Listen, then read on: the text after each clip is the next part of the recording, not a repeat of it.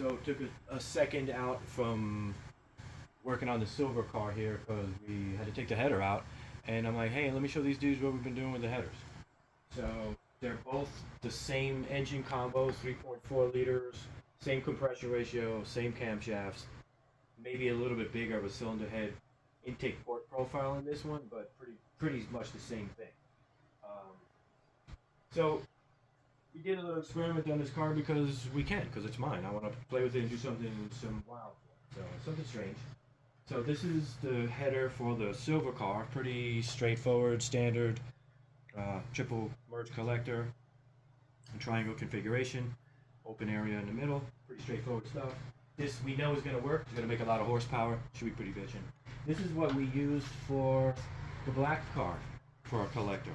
Really tiny, teeny, small, and we made it in such a way that it actually goes up into the turbine housing, and it has a cutout for the wastegate, for the internal wastegate. But the thought process with this was that we would not lose a lot of velocity at low pumping speeds in the collector area, where it would really impact the turbine wheel at low engine speeds and get it to spool up.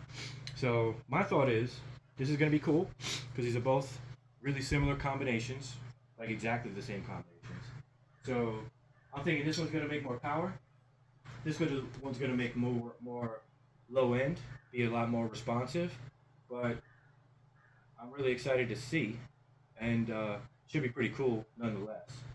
So I figured that I would show you guys while we got it here before it gets buried in the car, and when we do eventually get these things on the dyno, we're going to be able to tell what the difference is, and this is just a pretty wild experiment. So this goes up into the snail, into the turbine housing, the collector does, and it has a little relief on the back so it can feed the wastegate.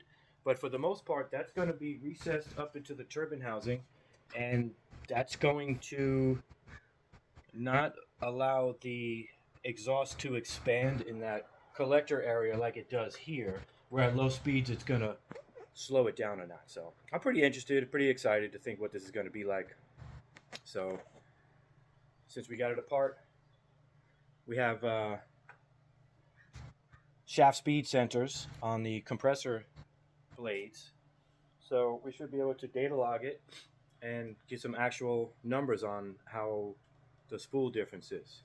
And I wouldn't do this necessarily on a customer's car because it's just a complete experiment, and I've spent way too much time making these collectors and getting it all together that I could do it for my own car. So it's a total experiment, and it should be pretty cool. But I wanted to show you guys what's up with that, so you can kind of see what we've been working on and see what the big difference is between that size of the overall collector area. And this may or may not work, but we'll get it together and we'll check it out together. We'll watch it happen together, and we'll see if it actually works or not. So that's it. I'm gonna get back to work over here, but I figured I'd share while we had it apart.